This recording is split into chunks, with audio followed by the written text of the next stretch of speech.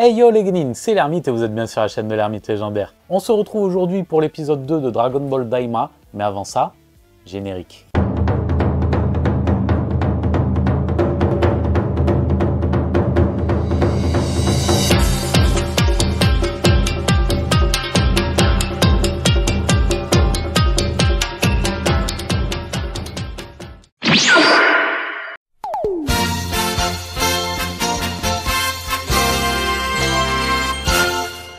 L'épisode démarre comme c'était clôturé le dernier, avec Goku et compagnie en train de rajeunir. Bon, ce n'est ni plus ni moins que les images des trailers que l'on a vus jusqu'ici. Et c'est vraiment pas ouf, hein. On dirait du SD, du super déformé, donc je suis vraiment pas fan de ces chara design. Pour moi, ils sont éclatés au sol, totalement. Retour au palais de Dieu, où Goma s'apprête à formuler son second vœu.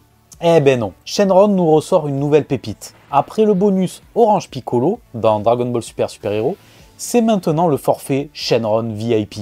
Tu as droit à tes 3 vœux que si tu es un habitué. Ah mais ils ont craqué avec Shenron là, sans déconner. Mais vraiment, c'est pas drôle. Arrêtez. Goma est dégoûté et encore plus quand Eva lui dit qu'il ne peut pas réutiliser son pouvoir cette fois. On attaque pour la première fois l'opening avec le fameux Jackajan. J'aime beaucoup trop cet opening. La musique est prenante, c'est épique. Il y a de l'aventure au programme, j'adore. Vraiment, c'est peut-être la meilleure partie de l'épisode. Ouais, c'est triste. On peut noter certaines choses dans le générique d'ailleurs, hein, comme un hommage au regretté Akira Toriyama, dont le nom a été disséminé dans les images. Nous avons également les 3 Tamadachi, les fameux guerriers créés pour défendre les Dragon Ball du Daimakai. En effet, ces derniers semblent liés à des éléments tels que le ciel, la mer ou la terre, que l'on voit en arrière-plan. On aperçoit également vite fait Abra, le père et prédécesseur de Dabra, mais il ne lui ressemble pas autant qu'on aurait pu le croire. Il y avait d'ailleurs une théorie, qui tombe à plat du coup, comme quoi ça aurait pu être Lucifer de Sandland, le père de Dabra. Mais en fait non, on voit bien au niveau du chara design que Abra est bien plus empâté, plus gros. Notons au passage le jeu de mots Abra Kadabra, en référence à Abra et Dabra. Ça nous fait penser également à la formulation Babidi Boubidi Bou pour Babidi et Bou. Voilà, ils ont repris le clin d'œil, je trouve ça assez sympa. Retour à l'épisode avec un Dende qui est devenu bébé. Et le fait qu'il soit rajeuni affecte ses pouvoirs visiblement et rend les Dragon Ball de la Terre inopérantes. Par précaution néanmoins, il est enlevé par Goma et Degesu.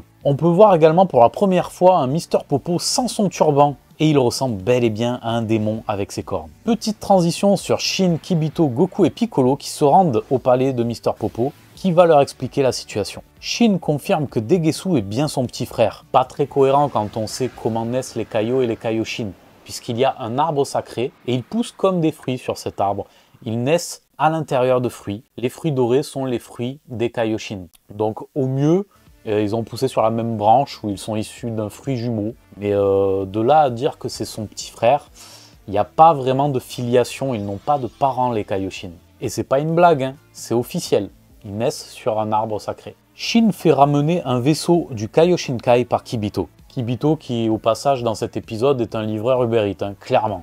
Ah ouais. Il s'agit du vaisseau avec lequel Shin est arrivé dans l'univers 7. Shin n'est donc pas originaire de cet univers apparemment. Et là, il y a de l'info. S'ensuivent plusieurs séquences où Goku et Piccolo constatent qu'ils n'ont plus l'équilibre nécessaire entre le corps et l'esprit pour utiliser leur pouvoir et notamment la capacité de voler. Goku en est même au stade où il ne parvient même pas à toucher sa cible, tellement il n'arrive plus à évaluer les distances. Sérieusement?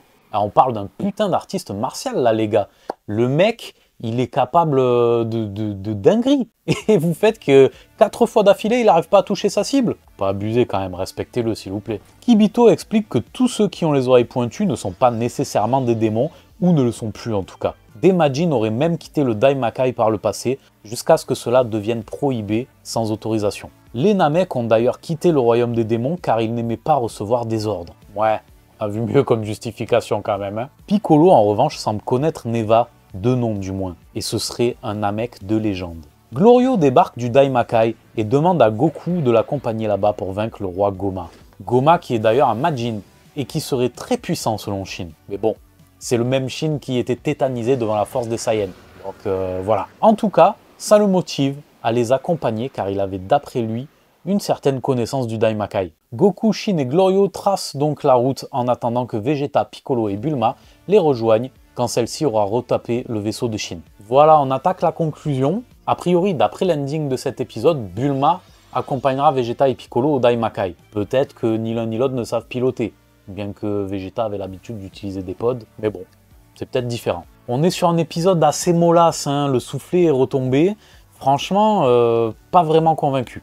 Pas vraiment convaincu, que ce soit par le côté graphique, par certaines justifications. C'est capillotracté, c'est tiré par les cheveux, c'est pas dingue, vraiment. Donc j'espère qu'ils vont se rattraper sur l'épisode 3. Je boude un peu mon plaisir là, clairement un peu deg. Entre l'incohérence de Shin et son petit frère, ça je peux tolérer à la limite, mais Shenron avec son côté, ouais 3 vœux c'est pour les habitués, vous avez pas le pass VIP, tout ça. Les trucs, tout ça pour mettre du lol, là, c'est même pas drôle, en fait. Ça fera rire un gamin de 4 ou 5 ans.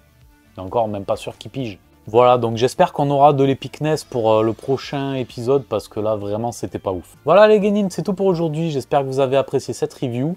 N'hésitez pas à me donner votre avis en commentaire. Les petits pouces en l'air, abonnez-vous, likez, partagez, ça fait toujours plaisir. Et puis, je vous dis à très vite. Prenez soin de vous. Soyez curieux. Construisons notre légende. Ciao.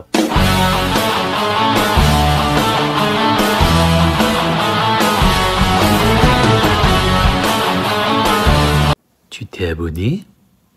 Tu t'es pas abonné? Abonne-toi!